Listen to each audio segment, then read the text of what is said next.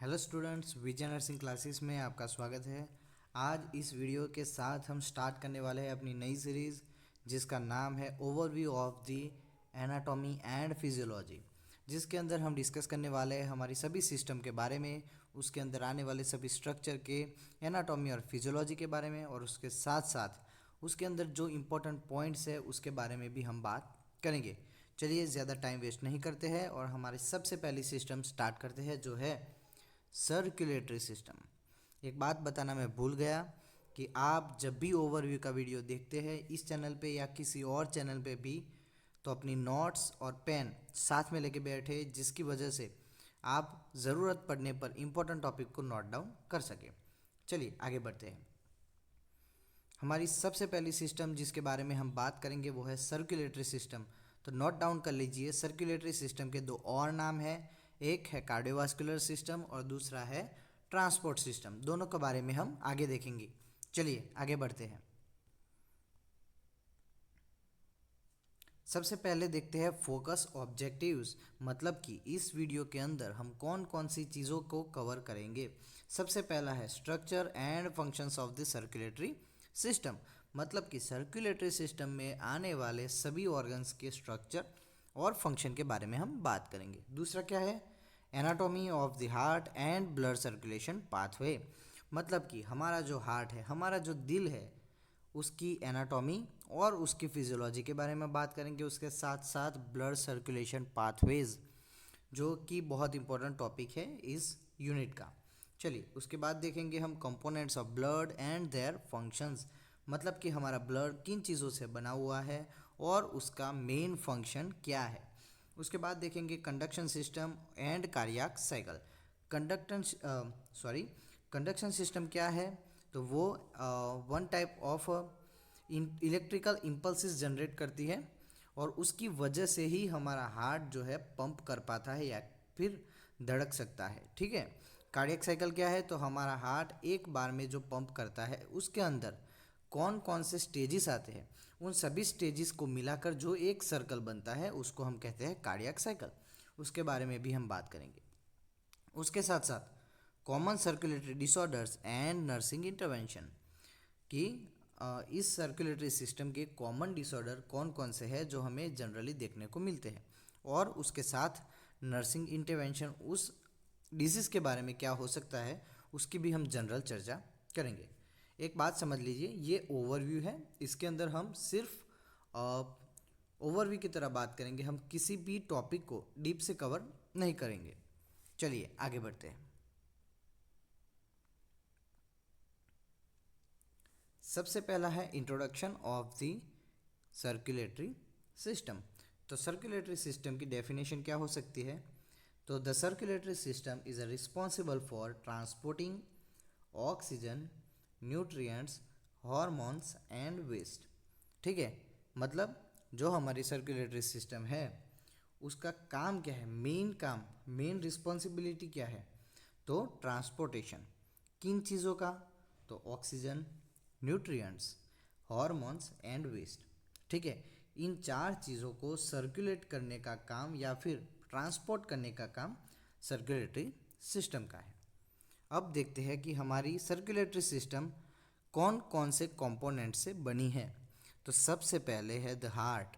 हमारा हार्ट जो है सेंट्रल पंप, क्या है, सेंट्रल पंप, मतलब कि उसकी पंपिंग की वजह से ही हमारी बॉडी में जो ब्लड है वो सर्कुलेट हो सकता है और हमारे बॉडी के सभी टिश्यूज़ या फिर सेल्स तक वो ब्लड पहुंच पाता है। दूसरा क्या है, ब्लड वेसल्स। ब्लड वेसल्स के अंदर तीन चीज़ें आती हैं, आर्टरीज, वेन्स एंड कैपिलरीज। इसके बारे में हम आगे डिटेल्स में देखने वाले हैं, पर इतना समझ लीजिए कि अगर हार्ट हमारा पंप है तो ब्लड वेसल्स हमारी पाइपलाइन है। जिस तरह से पंप होने के बाद पानी को एक जगह से दूसरी जगह तक पहुंचाने के लिए पाइपलाइन की ज़रूरत होती है, वैसे ही हमारी बॉडी में हमारे टिश्यू एंड सेल तक ऑक्सीजन या फिर हार्मोन्स जो भी चीज़ें हैं इन सबको ट्रांसपोर्ट करने के लिए ब्लड वेसल्स की ज़रूरत होती है।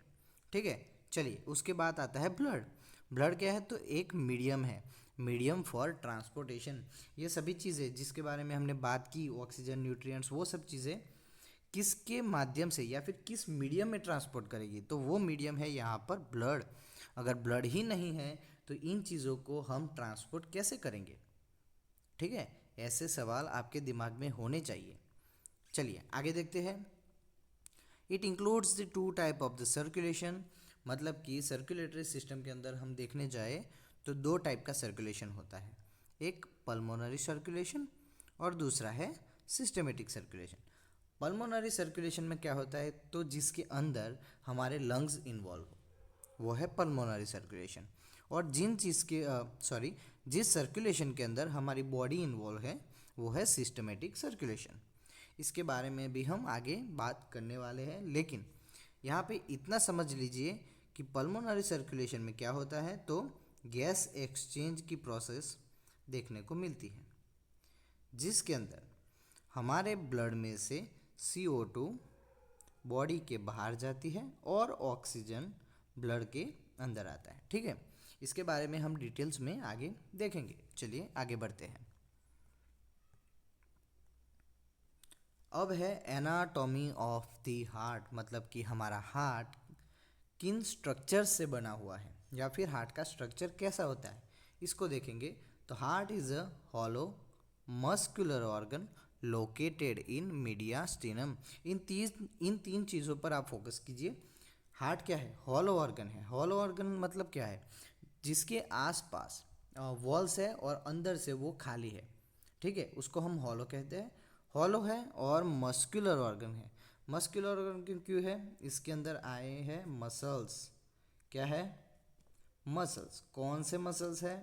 Cardiac muscles. ठीक है, ये नोट डाउन कर लीजिए। हार्ट के अंदर आने वाले मसल्स कौन से होते हैं? Cardiac muscles. और इन मसल्स की विशेषता क्या होती है? तो ये मसल्स कभी भी थकते नहीं हैं, यह बात आपको पता होनी चाहिए। उसके साथ साथ मीडियास्टिनम क्या है, यह आपको पता होना चाहिए। मीडियास्टिनम क्या है? तो हमारे दो लंग्स है, उन दोनों लंग्स के बीच में जो जगह है उसको हम कहते हैं मीडियास्टिनम, जहाँ पर हमारा हार्ट लोकेटेड है। ठीक है, आशा रखता हूँ कि आपको यहाँ तक समझ आ गया होगा। उसके बाद है साइज। क्या है? साइज। हमारे हार्ट की साइज़ कितनी होती है? तो फिस्ट साइज। यहाँ पर फिस्ट साइज मतलब अगर जो ऑनर है, फॉर एग्जांपल मेरी बात कर लो, तो मेरी जो मुट्ठी है उसकी साइज़ का मेरा हार्ट होगा, मतलब कि ऑनर के फिस्ट के साइज़ के बराबर हार्ट होगा। ठीक है, उसके बाद वेट। वेट कितना होगा? तो अप्रॉक्स 250 टू 350 ग्राम्स। ठीक है, यहाँ पर मेल और फीमेल में वेट डिफरेंस देखने को मिलता है। ठीक है, उसके बाद मेन चीज़ कौन सी है? तो इसके 4 चैम्बर्स। ठीक है, हार्ट के 4 चैम्बर्स सबसे इम्पोर्टेंट पार्ट है, जिसके अंदर फर्स्ट है राइट एट्रियम।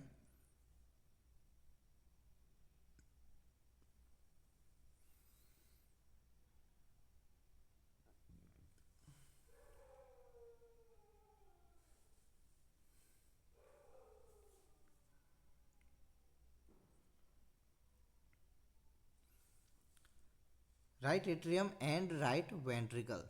ठीक है, ये दोनों चीज़ें राइट साइड में है, और उसके बाद आता है left atrium and left ventricle. ये दोनों चैम्बर्स लेफ्ट साइड में है। इसको हम ऐसे समझ सकते हैं। फॉर एग्जांपल समझ लीजिए, ये स्क्वायर जो है वो हमारा हार्ट है, ये हमारी लेफ्ट साइड है, ये हमारी राइट साइड है। ठीक है, तो ये दोनों चैम्बर्स जो राइट साइड में हैं वो राइट एट्रियम राइट वेंट्रिकल है। यहाँ पे एट्रियम का ए लिख देता हूँ, वेंट्रिकल का भी लिख देता हूँ। ठीक है, वैसे ही सेम यहाँ पर भी होगा।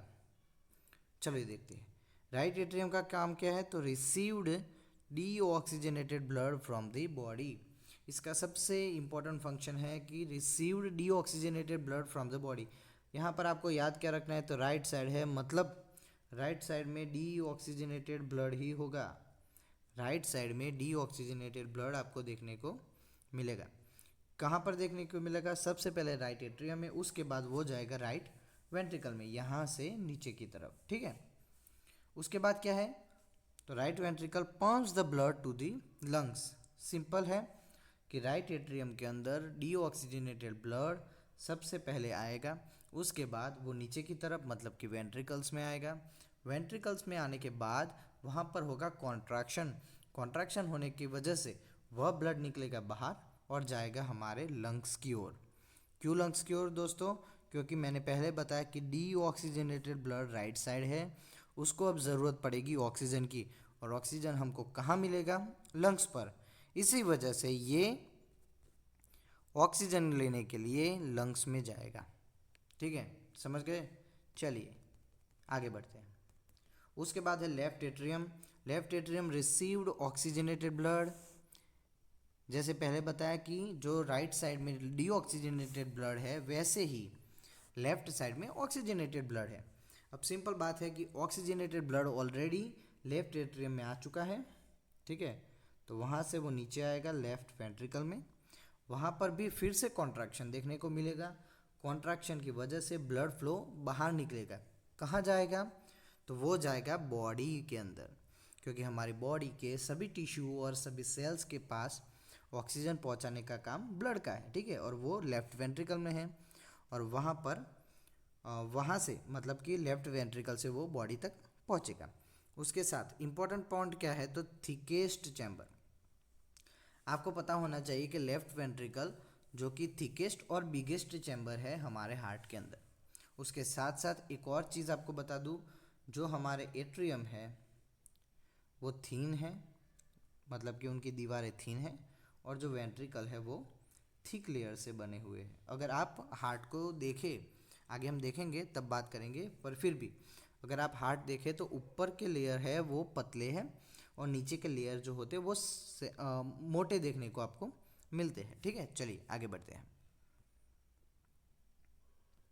ये है हमारा हार्ट। जैसे मैंने पहले बताया, 4 हमारे पास चैम्बर्स है। ठीक है, जिस पे मैंने अभी राउंड कर दिया है, इसके बारे में आपको समझा दिया। चलिए कुछ और चीज़ है जो 4 की नंबर्स में है, वो है वाल्व्स। क्या है? वाल्व्स। वाल्व्स का काम क्या है? तो prevent the back flow of the blood.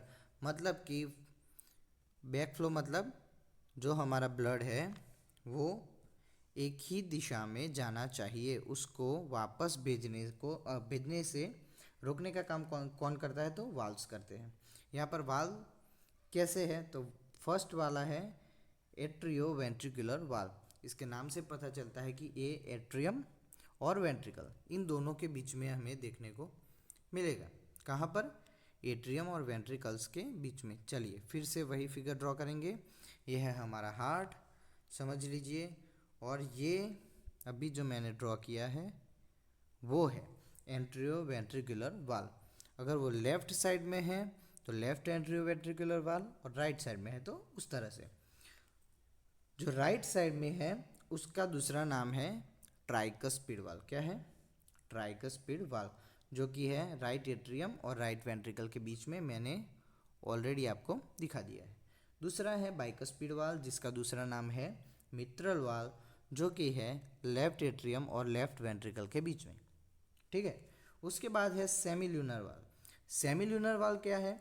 कि जो हमारे वेंट्रिकल्स है उसके बाद कॉन्ट्रैक्शन होने की वजह से जो ब्लड बाहर निकलेगा वो कहाँ पर जाएगा वो डिसाइड करते हैं ये वाल्व। सबसे पहला है पल्मोनरी वाल्व। इसके नाम से ही पता चलता है कि ये हार्ट के साथ कुछ रिलेशन रखता है। तो ये कहाँ पे है? राइट वेंट्रिकल और पल्मोनरी आर्टरीज के बीच। कहाँ पर है? राइट एट्रियम और पल्मोनरी आर्टरीज के बीच।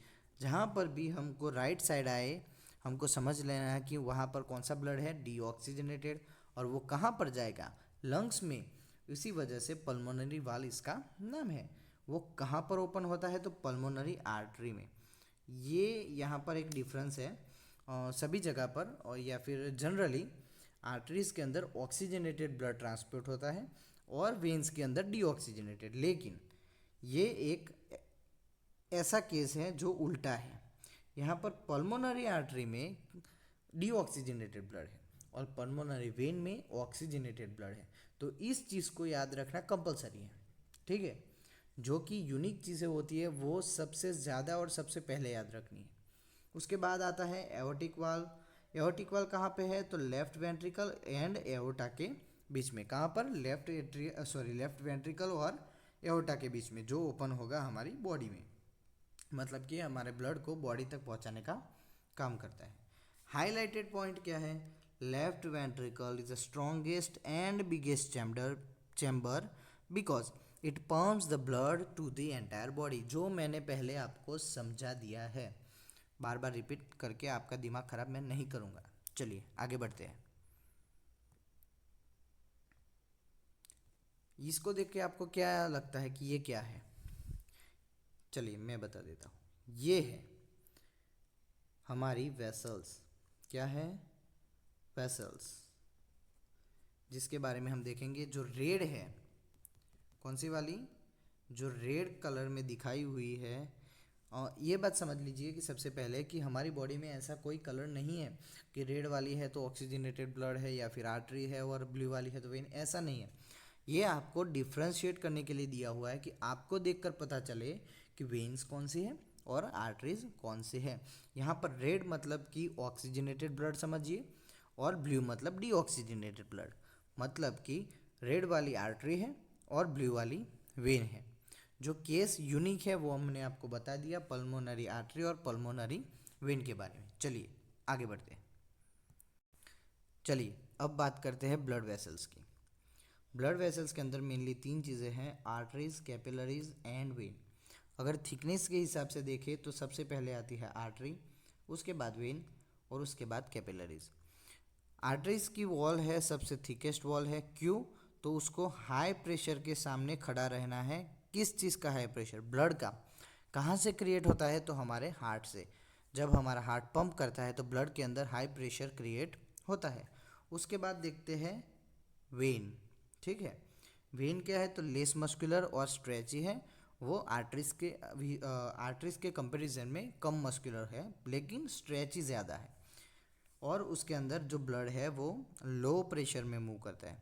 इसको आपने कहाँ पे देखा होगा? तो अगर हम जब भी ब्लड कलेक्ट करते हैं और वेन में से जो ब्लड कलेक्ट करते हैं उसको हमको खींचना पड़ता है कभी कभी, लेकिन अगर आर्टरी के अंदर से ब्लड कलेक्ट करते हैं तो उसको हमको खींचना नहीं पड़ता, वो ऑटोमेटिकली अपने प्रेशर के वजह से अंदर आने लगता है। ठीक है, ये है प्रेशर। उसके बाद है कैपिलरीज। कैपिलरीज की वॉल सबसे पतली या फिर सबसे थिनेस्ट वॉल है जो अलाउ करता है सब्सटेंस को पास थ्रू दी वॉल। ठीक है, ये सबसे इम्पोर्टेंट पॉइंट है कि कैपिलरीज की वॉल सबसे पतली क्यों है? तो वो जो भी मटेरियल है उसको अलाउ करता है उसके अंदर से बाहर जाने के लिए। इसको आप एक परमिएबल मेम्ब्रेन की तरह भी समझ सकते हैं। चलिए देखते हैं कैसे। चलिए समझ लीजिए कि ये है एक कैपिलरीज। ठीक है, अगर समझ लीजिए इसके अंदर है ऑक्सीजन मॉलिक्यूल। ठीक है, और यहाँ पर है हमारा कोई सेल या फिर हमारा टिश्यू जिसको ऑक्सीजन की ज़रूरत है। कैपिलरीज क्या करेगी? तो कैपिलरीज की वॉल बहुत ज़्यादा थीन है, उसकी वजह से ऑक्सीजन ईजीली उसके अंदर से बाहर निकल सकता है। वो कहाँ पर जाएगा? तो हमारे सेल के पास। सेल यूज़ कर लेगा और जो बचा हुआ कार्बन डाइऑक्साइड या फिर वेस्ट मटेरियल है वो वापस कैपिलरीज में जा सकता है, मतलब कि एक परमिएबल मेम्ब्रेन की तरह काम करता है। ठीक है, चलिए आगे बढ़ते हैं। Blood vessels. ब्लड वेसल्स के अंदर जो आर्टरीज के बारे में हमने बात की तो ये उनके फंक्शंस हैं। ठीक है, आपको पता ही है कि आर्टरी का फंक्शन क्या है। तो artery carries the blood away from the heart. याद रखने की ट्रिक कौन सी है? A for artery, A for away. Artery का काम है जो ब्लड है उसको हार्ट से दूर ले जाना। ठीक है, कैपिलरीज का काम क्या है? Assist in the exchange of substance, जो मैंने आपको समझा दिया। ब्लड और टिश्यू के बीच में जो सब्सटेंस है उसको एक्सचेंज करने में हेल्प करता है कैपिलरीज। और वेन का काम क्या है? तो carries the blood towards the heart, heart की तरफ। ठीक है, वेन्स का काम है हार्ट की तरफ ब्लड को लाना। चलिए आगे बढ़ते हैं। ये वही है जो हमने बात ऑलरेडी कर ली है कि जो हमारी आर्टरीज है, आर्टरीज के अंदर ऑक्सीजनेटेड ब्लड होता है जो कि हमारे ब्लड को हार्ट से दूर ले जाने का काम करती है। किस चीज़ को छोड़कर? पल्मोनरी आर्टरी को छोड़कर, जिसके बारे में मैंने आपको समझा दिया। उसके बाद वैसे ही वेन है, वेन्स के अंदर कौन सा ब्लड है, डीऑक्सीजनेटेड, एक वेन को छोड़कर जो कि है पल्मोनरी वेन। कैपिलरीज का काम भी हमने समझा दिया है। चलिए, जो देखना है वो इधर है, यहाँ पर, ठीक है, ये रहा।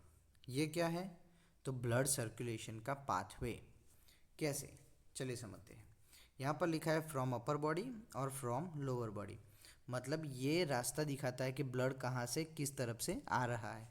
अपर बॉडी, ये जो ब्लू कलर का है इसको हम इसका नाम है वेना कावा, ठीक है, वेना कावा। जो ऊपर के ये जो ऊपर वाला है उसको कहते हैं सुपीरियर वेना कावा, नीचे वाला है उसको कहते हैं इन्फीरियर वेना कावा।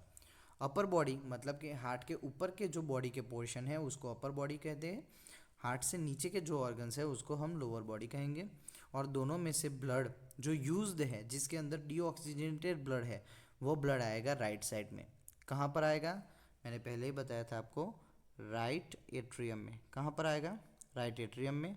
उसके बाद वो जाएगा राइट वेंट्रिकल में। राइट वेंट्रिकल में जाने के बाद उसके अंदर कॉन्ट्रैक्शन होगा, वेंट्रिकल के अंदर क्या होगा, कॉन्ट्रैक्शन, और वो ब्लड जाएगा कहाँ पर, लंग्स में। क्यों जाएगा, ऑक्सीजन लेने के लिए, ठीक है। ये चीज़ें हमने आपको दिखा दी है। चलिए आगे बढ़ते हैं। ये रहे हमारे सर्कुलेटरी पाथवेज। सबसे पहला है पल्मोनरी सर्कुलेशन, जिसके बारे में हमने 3-4 बार लगातार अभी बात की है। फिर से एक बार और आखिरी बार। सबसे पहले राइट वेंट्रिकल में ब्लड आएगा, उसके बाद पल्मोनरी आर्टरी में ब्लड आएगा, और वो जाएगा लंग्स के अंदर। लंग्स के अंदर क्या है, पल्मोनरी वेन्स। पल्मोनरी वेन्स में कौन सा ब्लड जाएगा, ऑक्सीजनेटेड, ये बात आपको भूलनी नहीं है। और उसके बाद वो आएगा एट्रियम में, लेफ्ट एट्रियम में, सॉरी यहाँ पर शायद कट गया है, लेफ्ट एट्रियम में आएगा। और एक है सिस्टमेटिक सर्कुलेशन, मतलब कि जैसे हमने पल्मोनरी सर्कुलेशन देखा वैसे ही है, और राइट साइड में डीऑक्सीजनेटेड ब्लड होने की वजह से वो पल्मोनरी सर्कुलेशन में जाएगा। लेफ्ट साइड में ऑक्सीजनेटेड ब्लड है, वो जाएगा एओर्टा के थ्रू बॉडी के टिश्यू में। बॉडी के टिश्यू क्या करेंगे, वहाँ से ऑक्सीजन या फिर ज़रूरी मटेरियल को ले लेंगे और अपना जो वेस्ट है वो वापस डाल देंगे, वो जाएगा वेन्स में। वेन्स क्या करती है, तो वो लाएगा, वो वेन्स लाएगी वो डीऑक्सीजनेटेड ब्लड राइट एट्रियम में, ठीक है। और वहाँ से फिर पल्मोनरी सर्कुलेशन साइकिल स्टार्ट हो जाएगी। ऐसे ही ये पूरा साइकिल चलता रहता है, और वो बहुत ही बहुत ही जल्दी में होता है, तो आपको पता चलता नहीं है। चलिए समझते हैं लास्ट बार। ये हमारे हार्ट के 4 चैम्बर हैं, ठीक है। ये है हमारी लेफ़्ट साइड, ये है राइट साइड। यहाँ पर ब्लू कलर से हम देखेंगे डीऑक्सीजनेटेड ब्लड कहाँ पर जाता है, कैसे जाता है, ठीक है। सबसे पहले ब्लड आता है एट्रियम में, राइट एट्रियम में, वहाँ से जाता है राइट वेंट्रिकल में, ठीक है। समझ लीजिए यहाँ पे है लंग्स, और ये है हमारी बॉडी, ठीक है। ये बॉडी है, ऊपर लंग्स है। तो यहाँ से राइट वेंट्रिकल से वो जाएगा लंग्स में, ठीक है। लंग्स में जाने के बाद वो वहाँ पर प्रोसेस करेगा, गैस एक्सचेंज होगा, जो वेस्ट मटेरियल है वो बाहर जाएगा और ऑक्सीजन ब्लड के अंदर आएगा। वो हो गया अभी ऑक्सीजनेटेड ब्लड। तो वो कहाँ पर आएगा, लेफ़्ट साइड, लेफ़्ट एट्रियम में, वहाँ से लेफ़्ट वेंट्रिकल में, वहाँ से बॉडी के अंदर। अभी बॉडी के अंदर वही प्रोसेस सेम टू सेम, कि बॉडी के अंदर ऑक्सीजन ले लेंगे जो टिश्यू और सेल है, और उसके बाद जो वेस्ट मटेरियल वापस डाल देंगे, तो वापस ये वेन्स के थ्रू फिर इधर। तो ऐसे एक पूरा सर्कुलेशन ख़त्म होता है। कहाँ से कहाँ तक है मैंने आपको दिखा दिया। उसके बाद एक और चीज़ है कोरोनरी सर्कुलेशन। कोरोनरी आर्टरी क्या है, ये आपको पता होना चाहिए। जैसे हमारी बॉडी के सभी टिश्यू और सेल्स को काम करने के लिए ऑक्सीजन की ज़रूरत होती है, वैसे ही हमारे हार्ट को भी काम करने के लिए ऑक्सीजन और न्यूट्रिएंट्स की ज़रूरत होती है, और उसको वो सप्लाई कौन करता है, तो कोरोनरी आर्टरी। और वहाँ तक जो ब्लड पहुँच जाए है उसको कहते हैं coronary circulation. The hearts own blood supply via coronary arteries. मान लीजिए अगर कोरोनरी आर्टरी में, ये रही कोरोनरी आर्टरी, उसके अंदर, ठीक है, इस तरह से कोई ब्लॉकेज हो जाए या फिर उसका पार्ट नैरो हो जाए, which leads to myocardial infarction, जिसको हम हार्ट अटैक के नाम से भी जानते हैं, ठीक है। समझ लीजिए उसके अंदर क्या होता है, कोरोनरी आर्टरी के अंदर इस तरह से प्लेक जमा होता है और वो प्लेक की वजह से जो आर्टरी है वो नैरो हो जाती है। उसकी वजह से हमारे हार्ट के जो मसल्स है उसको ऑक्सीजन या फिर उसको ज़रूरत न्यूट्रिएंट्स मिलते नहीं है, जिसकी वजह से which leads to myocardial infarction, जिसको हार्ट अटैक कहते हैं। चलिए आगे बढ़ते हैं। ये हमने बहुत बार देख लिया, इसको हम फिर से नहीं देखेंगे, आप पॉज करके एक बार पढ़ सकते हैं। चलिए आगे बढ़ते हैं। ये है हमारी कार्डियक साइकिल। कार्डियक साइकिल मतलब कि हमारा हार्ट या फिर हमारी एक हार्ट बीट खत्म होने में जितना समय लगता है, उसके अंदर जितने भी पॉइंट्स आते हैं उन सभी पॉइंट्स को मिलाकर जो साइकिल बनती है उसको कहेंगे कार्डियक साइकिल। ठीक है, मतलब कि एक heart beat is equal to 0.8 second, मतलब कि एक कार्डियक साइकिल उसका टाइम कितना है टोटल 0.8 सेकंड। किस तरह से? इसके अंदर तीन मेन पॉइंट है। एक है आर्टेरियल सिस्टोल, एक है वेंट्रिकुलर सिस्टोल और एक है डायस्टोल। यहाँ पर दो चीज़ें आपको समझनी है, एक ये सिस्टोल क्या है और ये डायस्टोल क्या है। सिस्टोल का मतलब होता है संकोचन, या फिर जिसको हम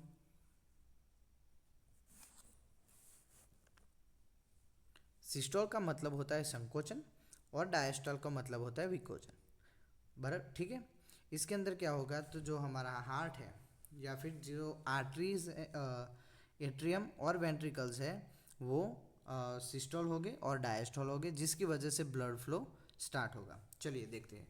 सबसे पहले आर्टेरियल सिस्टोल, मतलब कि जो आर्टरीज है जो एट्रियम्स है लेफ्ट और राइट, इन दोनों में क्या होगा, सिस्टोलिक प्रेशर सिस्टोल होगा, जिसकी वजह से एट्रियम्स कॉन्ट्रैक्ट हो गए और हमारे ब्लड को पुश करेंगे। कहाँ पर पुश करेंगे, तो ये दिखा है उस तरह से नीचे की तरफ, वेंट्रिकल्स की तरफ। इन चीज़ों को ख़त्म होने में कितना टाइम लगता है, 0.1 सेकंड। कितना? 0.1 सेकंड। अगर एक बार ब्लड नीचे आ गया, मतलब कि वेंट्रिकल्स में आ गया, उसके बाद स्टार्ट होगा दूसरा वाला जो है वेंट्रिकुलर सिस्टोल, मतलब कि वेंट्रिकल्स है वो कॉन्ट्रैक्ट हो गए दोनों साइड से। ठीक है, और उसी कॉन्ट्रैक्शन की वजह से ब्लड जाएगा अब आर्टरीज, मतलब कि पल्मोनरी आर्टरी और एओर्टा में।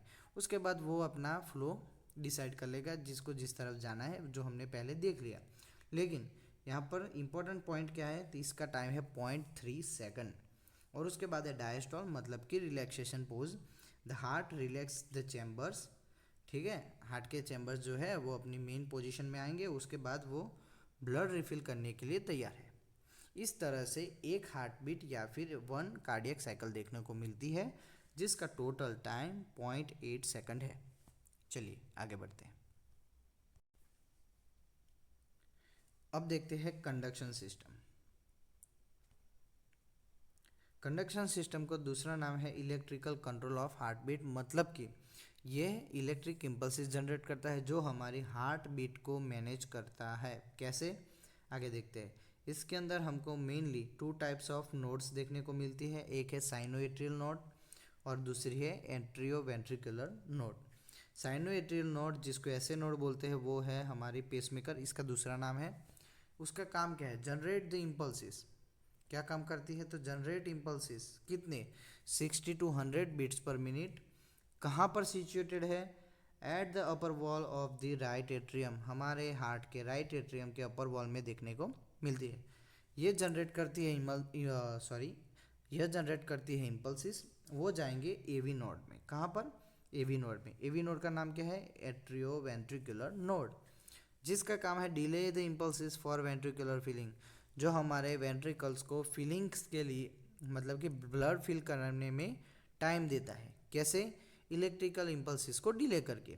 कहाँ पर सिचुएटेड है, at the bottom of right atrium of heart, heart के राइट एट्रियम के बॉटम में। ठीक है, इसके बाद है bundle of His. Bundle of His का काम ही एक है, carries the impulses to the ventricles, जो इम्पल्सिस है एवी नोड से लेकर उसको वेंट्रिकल्स तक पहुंचाती है।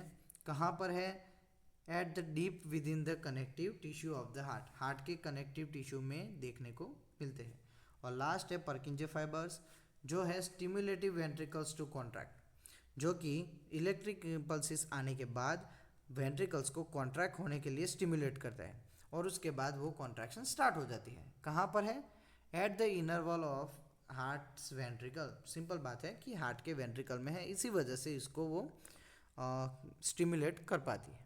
ठीक है, चलिए ये है एक पाथवे, किस तरह से ये काम करता है, कैसे काम करता है। तो सबसे पहले ऐसे नोड जो कि इम्पल्सेस जनरेट करते हैं वो जाएंगे ए बी नोड्स में, जो कि थोड़ी देर के लिए उसको डिले करेगा। उसके बाद बंडल ऑफ हीस में जाएगा और बंडल ऑफ हीस के माध्यम से वो पर्किंजे फाइबर्स तक पहुंचेगा। पर्किंजे फाइबर्स क्या करेंगे? स्टिमुलेट करेंगे वेंट्रिकल्स को कॉन्ट्रैक्शन के लिए और उसके बाद जो हमने आगे साइकिल देखी वो स्टार्ट हो जाएगी। चलिए आगे बढ़ते हैं। ये चीज़ें आपको पता ही है, इसी वजह से हम इसको शॉर्ट में ख़त्म कर देंगे। सबसे पहले blood pressure. Normal blood pressure कितना है? 120/80 mm/Hg। बच्चे को अभी पता होता है कि नॉर्मल बीपी कितना होता है। हमको समझना है ये दोनों चीज़, सिस्टोलिक बीपी और डायस्टोलिक बीपी। सिस्टोलिक बीपी मतलब कि यहाँ पर 120 जो है वो सिस्टोलिक प्रेशर है और 80 जो है वो डायस्टोलिक प्रेशर है। सिस्टोलिक प्रेशर कब देखने को मिलता है? प्रेशर ड्यूरिंग द कॉन्ट्रैक्शन, जब कॉन्ट्रैक्शन होता है और उसी वजह से जो प्रेशर क्रिएट होता है वो होता है सिस्टोलिक प्रेशर, और रिलैक्सेशन फेज में जो प्रेशर होता है वो है डायस्टोलिक प्रेशर। इसी वजह से हमको सिस्टोलिक प्रेशर पहले देखने को मिलता है और डायस्टोलिक प्रेशर बाद में देखने को मिलता है। उसके बाद है heart rate. Normal heart rate 60 to 100 beats per minute. Bradycardia मतलब कि हार्ट बीट का कम हो जाना। कहाँ तक कम हो जाना? अगर 60 से कम देखने को मिलती है तो उसको ब्रेडिकार्डिया कहते हैं। उसके ऑपोजिट अगर 100 से ज़्यादा है तो उसको ट्रेकिकार्डिया कहती है। ये सारे वैल्यूज़ अपनी एज के हिसाब से थोड़े चेंजेस में हो सकते हैं। ठीक है, ये जनरल वैल्यूज़ है। उसके बाद है हाईलाइटेड पॉइंट। कौन सा है हाईलाइटेड पॉइंट आपके लिए? तो हाइपोटेंशन। ठीक है, अगर 90/60 से कम ब्लड प्रेशर देखने को मिलता है तो उसको कहते हैं हाइपोटेंशन, और अगर 140/90 से ज़्यादा देखने को मिलता है तो उसको कहते हैं हाइपरटेंशन। ये दोनों चीज़ें नॉन कम्युनिकेबल डिसीज़ के पार्ट है। किन चीज़ के? नॉन कम्युनिकेबल डिसीज़ के। और सबसे ज़्यादा रिस्क अभी हाइपरटेंशन के बारे में ही है। इंडिया में सबसे ज़्यादा प्रिवेलेंट डिसीज़ कोई है तो हाइपरटेंशन। नोट कर लीजिए, हाइपरटेंशन का दूसरा नाम साइलेंट किलर फॉर एडल्ट। ठीक है, साइलेंट किलर फॉर एडल्ट। क्यों? क्योंकि पीडियाट्रिक में साइलेंट किलर कोई और है। वो आपके लिए असाइनमेंट है, आप सर्च कीजिए पीडियाट्रिक में साइलेंट किलर डिसीज़ क्या है। ठीक है, और कमेंट में ज़रूर बताइएगा जिससे हमें पता चले कि आप वीडियो को ध्यान से देखते हैं। चलिए आगे बढ़ते हैं। ब्लड। यहाँ पर हम ब्लड के कॉम्पोजिशन को देखेंगे जिसके अंदर हमारे पास 4 चीज़ें हैं। इन चारों चीज़ों के बारे में आपको पता ही है। सबसे पहले है रेड ब्लड सेल, जो कि ये है रेड ब्लड सेल, जो कि रेड कलर के होते हैं। क्या ही बात कर ली मैंने, फिर भी red blood cell red colour के होते हैं। Carries the oxygens, nutrient and waste. इसका एक ही काम है, जो हमारे ट्रांसपोर्ट सिस्टम है उसके अंदर ट्रांसपोर्टेशन रखना। ठीक है, इसका काम है ऑक्सीजन, न्यूट्रिएंट्स एंड वेस्ट को एक जगह से दूसरी जगह पर पहुंचाना। उसके बाद है white blood cell. White blood cell को सिंपल भाषा में हमको समझना है तो वो है हमारी आर्मी, जो है प्रोटेक्टिव सेल, जो हमारी बॉडी को प्रोटेक्शन देता है। कैसे? Fight disease and protection of the body from the infection. जो भी फॉरेन मटेरियल या फिर जो भी इन्फेक्शन है उसके सामने लड़ने के लिए सबसे पहले वाइट ब्लड सेल्स ही तैयार होते हैं। उसके बाद है प्लेटलेट। प्लेटलेट का काम एक ही है, ब्लड क्लॉटिंग। अगर हमको किसी जगह पर इंजरी हो गई तो उस जगह से ब्लड हमारी बॉडी से ज़्यादा ना निकले, उसी वजह से प्लेटलेट उस जगह पर कंबाइंड होकर उसको क्लॉट कर देंगे, जिसको हम ब्लड क्लॉटिंग के नाम से जानते हैं, जिसके अंदर बहुत सारे फैक्टर्स हैं, वो अभी डीप डिस्कशन के अंदर हम देखेंगे। उसके बाद है प्लाज्मा। प्लाज्मा क्या है? तो प्लाज्मा स्ट्रॉ कलर्ड लिक्विड है where the other components float. मतलब कि प्लाज्मा है तो उसके अंदर जो रेड ब्लड सेल है, वाइट ब्लड सेल है, प्लेटलेट्स है, वो सभी फ्लोट कर सकते हैं। प्लाज्मा एक मीडियम की तरह यहाँ पर काम करेगा। ठीक है, चलिए आगे बढ़ते हैं।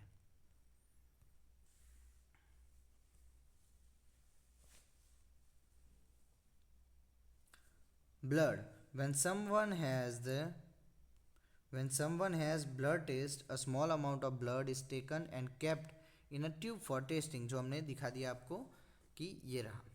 अगर हमारा ब्लड किसी वजह से हमने टेस्ट ट्यूब में लिया है टेस्ट करने के लिए, तो उसको थोड़े समय के लिए वैसे ही रखते हैं एक ही पोजीशन में। उसकी वजह से क्या होगा, जो हमारे ब्लड कंपोनेंट्स है वो एक दूसरे से सेपरेट हो जाएंगे और इजीली विजिबल होंगे एग्जामिनेशन के लिए। ठीक है, ये सब चीज़ें अभी पढ़ते नहीं हैं, यहाँ पर सीधे देख लेते हैं कैसे डिफ्रेंशिएट होंगे। तो सबसे पहले जो येलो कलर का या फिर स्ट्रॉ कलर का जो लिक्विड देखने को मिलता है वो है प्लाज्मा।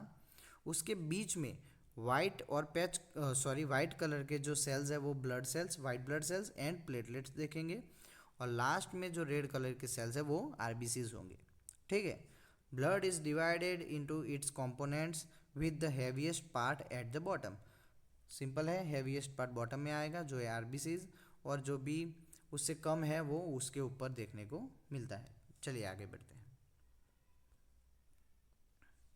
ये सिंपल है जो हमने आपको बता दिया, ब्लड क्लॉटिंग के बारे में है। आप पॉज करके एक बार देख सकते हैं। Once a blood vessels is damage, it sends the signals and attract the platelet to the site. These tiny blood cells rush to the site and form a plug that act as a temporary barrier. चलिए समझ लेते हैं इसको भी साथ साथ में। मान लीजिए ये आपकी बॉडी या फिर वेन जो भी चीज़ है आप समझ सकते हैं, यहाँ पर आ जाता है कोई कट। ठीक है, ये समझ लीजिए कट है। फिर क्या होगा, जो हमारी बॉडी के अंदर जो ब्लड फ्लो हो रहा है वो यहाँ से बाहर निकलना स्टार्ट हो जाएगा। जैसे ही हमारी बॉडी में ऐसी कोई इंजरी होती है तो हमारे ब्रेन सिग्नल्स एक्टिवेट होते हैं, और एक्टिवेट होने के बाद जो हमारे प्लाज्मा सेल्स है वो प्लाज्मा सेल यहाँ पर आ जाएंगे और एक प्लग जैसा कुछ बना देंगे, जिसकी वजह से ब्लड क्लॉट हो जाएगा और बाहर आने से बच जाएगा। ठीक है, जिसको हम ब्लड क्लॉटिंग की प्रोसीजर कहते हैं। चलिए आगे बढ़ते हैं। Common circulatory disorder and nursing intervention. Simple है, एकदम सिंपल है, आप देख लीजिए। सबसे पहले हाइपरटेंशन, जिसके बारे में हमने बात कर ली। हाइपरटेंशन कब देखने को मिलता है, 140/90। ठीक है, ये याद रखना है, 140/90 अगर हो जाए ब्लड प्रेशर उसके ऊपर देखने को मिले तो वो है हाइपरटेंशन। हाइपरटेंशन की वजह से क्या होता है, risk for stroke, heart stroke आने के चांसेस बढ़ जाते हैं हाइपरटेंशन की वजह से। ठीक है, नर्सिंग केयर में क्या कर सकते हैं, तो लाइफस्टाइल मॉडिफिकेशन। ठीक है, और उसके साथ साथ एंटी हाइपरटेंसिव ड्रग्स। आपको कोई एक ड्रग याद रखनी हो तो आप एम्लोडिपिन 5 mg याद रख सकते हैं, उसके साथ साथ एटेनोलॉल याद रख सकते हैं। ठीक है, चलिए उसके बाद है एथेरोस्क्लेरोसिस। सिंपल चीज़ है, artery narrowing due to the cholesterol. अगर हमारी हार्ट की जो आर्टरी है वो कोलेस्ट्रॉल की वजह से नैरो हो जाती है तो उसको कहते हैं एथेरोस्क्लेरोसिस। नर्सिंग केयर क्या है, डाइट मॉडिफिकेशन और स्टेटिंग ड्रग्स। ठीक है, जो प्रिस्क्राइब की हुई स्टेटिंग ड्रग्स है वो। उसके बाद हार्ट अटैक या फिर मायोकार्डियल इन्फ्रैक्शन, MI के नाम से जिसको हम जानते हैं। ब्लॉक्ड कोरोनरी आर्टरी, जो हमने पहले देख लिया है कि जो हमारी कोरोनरी आर्टरी है वो ब्लॉक हो जाए तो उसको कहते हैं हार्ट अटैक या फिर मायोकार्डियल इन्फ्रैक्शन। नर्सिंग केयर क्या है, oxygen, nitroglycerin and ECG monitoring, continuous ECG monitoring. ठीक है, ऑक्सीजन हमको देना है पेशेंट को, उसके साथ साथ नाइट्रोग्लिसरीन अगर प्रिस्क्राइब की हुई है तो, और ECG मॉनिटरिंग। ये सभी चीज़ें नर्सिंग केयर में आती है, लेकिन हमको ऑर्डर्स के साथ चलना पड़ता है। ठीक है, उसके बाद है congestive heart failure. Congestive heart failure में क्या होता है, तो वीकेंड द हार्ट फंक्शन, जो हमारा हार्ट है उसके फंक्शन वीक हो जाते हैं और धीरे धीरे करके वो वीकनेस ज़्यादा बढ़ती है हार्ट की। नर्सिंग केयर क्या है, नर्सिंग केयर के अंदर diuretic, sodium restriction diet and heart monitoring करना पड़ता है। चलिए आगे बढ़ते हैं। शॉर्ट रिकैप में क्या है, तो हार्ट इज कैसे याद रखेंगे, अगर मेरी तरह सीखो तो गाना गा के याद रखो या फिर कोई और मेथड यूज़ कर लो, लेकिन याद आपको रखना है। क्या याद रखना है, heart is a hollow muscular organ.